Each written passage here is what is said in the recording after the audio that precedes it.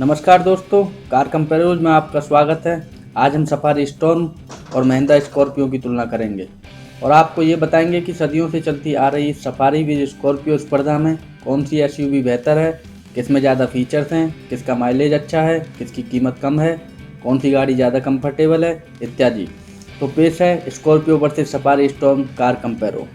अब हम बात करते हैं कीमत और फीचर्स की। सफारी स्टॉर्म के BX 4x2 मॉडल की कीमत है 15.5 लाख रुपए on road Mumbai. Scorpio S10 two wheel drive model की कीमत है 17.5 लाख रुपए। तो स्टॉर्म BX 2 लाख रुपए सस्ती है, लेकिन स्कॉर्पियो S10 में कई सारे ऐसे फीचर्स हैं जो स्टॉर्म BX में मौजूद नहीं हैं, जैसे automatic climate control, touch screen, navigation, cornering lamps, automatic rain sensing wipers, automatic light sensing headlamps, auto off anti pinch drivers window, tyre pressing monitor system और क्रूज कंट्रोल। जबकि storm BX में सिर्फ 2 ऐसे फीचर्स हैं जो Scorpio S10 में उपलब्ध नहीं हैं, जो है इलेक्ट्रिकली फोल्डिंग और हीटेड मिरर। तो दोस्तों अब बात करते हैं माइलेज की। सफारी स्टॉर्म के 4x2 मॉडल का ARAI माइलेज है 14 किलोमीटर प्रति लीटर और डिकोर मॉडल का 14.3 किलोमीटर प्रति लीटर। वहीं स्कॉर्पियो के टू व्हील ड्राइव मॉडल का माइलेज है 16.4 किलोमीटर प्रति लीटर।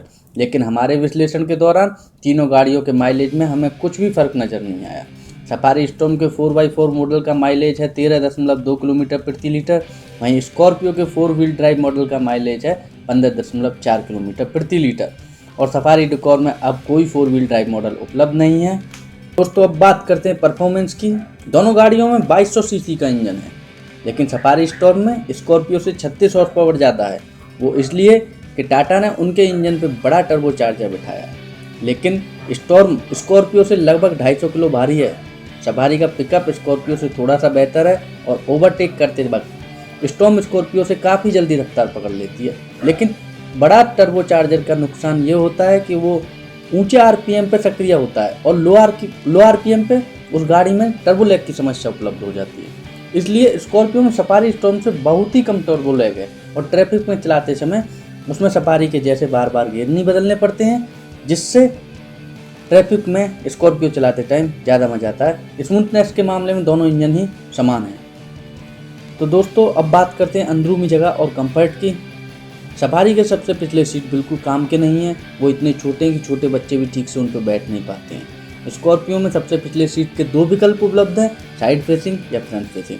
साइड फेसिंग सीट्स बिल्कुल सफारी जितनी ही बेकार हैं। फ्रंट फेसिंग सीट थोड़ी सी बेहतर हैं, मगर फिर भी उन पर किसी को बिठाना मतलब सजा देने से कम नहीं है। एक तो वो सीट ठीक पिछले टायर के ऊपर स्थित हैं, जिस कारण गड्ढों से गुजरते वक्त उस पर बैठे यात्रियों को तेज झटके लगते हैं। दूसरी बात, उनके नी रूम, हेड रूम और शोल्डर स्पेस बहुत कम है और ना अंडर थाई सपोर्ट है और ना लोअर बैक सपोर्ट है। तीसरी बात, इन सीट पर यात्रियों को बिठाने के बाद गाड़ी में सामान रखने की बिल्कुल भी जगह नहीं बचती है। और रही बात सामने मिडिल वाली सीट की और सामने वाली सीट की, तो स्टॉर्म की सीट की जगह और कंफर्ट बिल्कुल लाजवाब है। स्कॉर्पियो सीट के भी ठीक हैं, पर इतने अच्छे नहीं हैं जितने स्टॉर्म के हैं।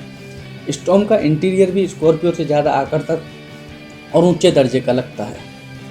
अब बात करते हैं पकड़ और सस्पेंशन की।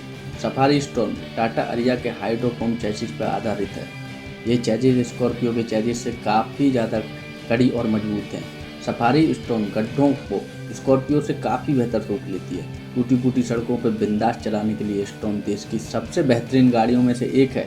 स्कॉर्पियो का चैसिस उतना कड़ा ना होने की वजह से गाड़ी का संतुलन बनाए रखने के लिए महिंद्रा के इंजीनियर्स ने उसका सस्पेंशन ज़्यादा सख्त बना दिया है।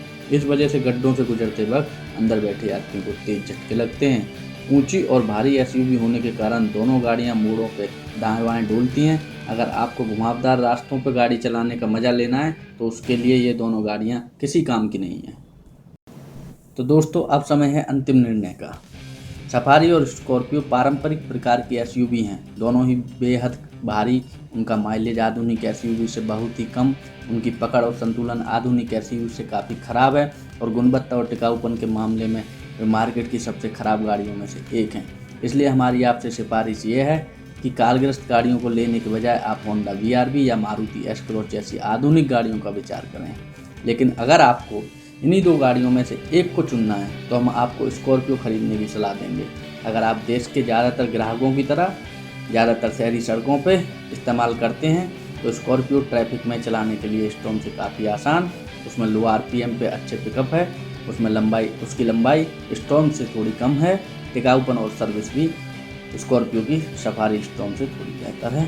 तो इस स्पर्धा की विनर हमारी तरफ से स्कॉर्पियो है। अगर आपको सफारी या स्कॉर्पियो को बाकी गाड़ियों के साथ कंपैरिजन देखने में दिलचस्पी है तो लाइक करें, हमारे लेटेस्ट वीडियो को नोटिफिकेशन पाने के लिए सब्सक्राइब करें और अपनी प्रतिक्रिया दर्ज करने का नीचे दिए गए कमेंट सेक्शन का इस्तेमाल करें। धन्यवाद।